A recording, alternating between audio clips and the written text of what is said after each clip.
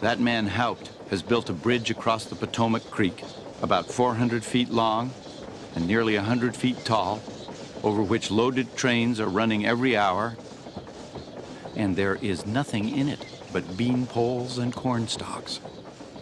Abraham Lincoln.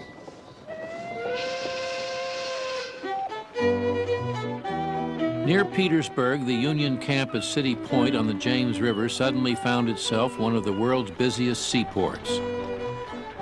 With bakeries, barracks, warehouses, 200-acre tent hospital, more than a mile of wharves,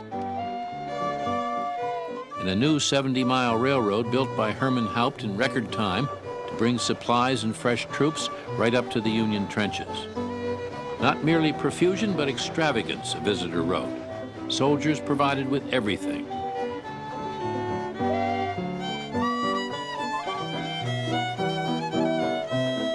An industrial machine of unparalleled power now kept the war supplies streaming to the front.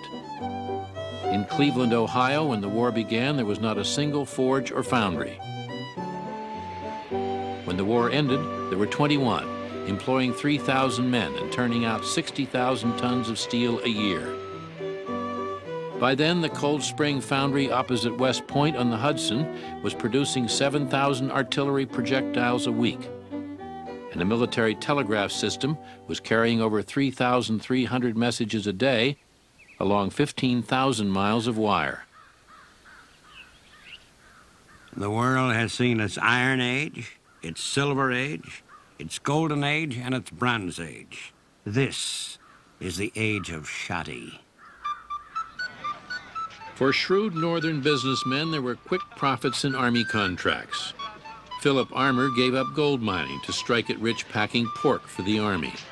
Samuel Colt of Hartford told his men to run the armory night and day with double sets of hands. Jay Cook sold war bonds, raised more than $400 million for the Union, and got rich on the commissions. Unscrupulous contractors sold the War Department rusty rifles, boats that leaked, caps that melted in the rain. When one manufacturer was asked why the soles of the shoes he supplied fell off after a few minutes marching, he explained that they had been meant for the cavalry. You can sell almost anything to the government at almost any price. You've got the guts to ask.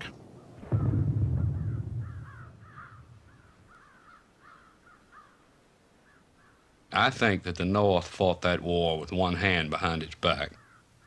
At the same time the war was going on, the Homestead Act was being passed, all these marvelous inventions were going on.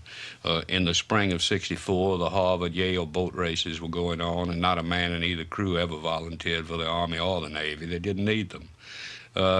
I think that if it had been more Southern successes, and a lot more, the North simply would have brought that other arm out from behind its back.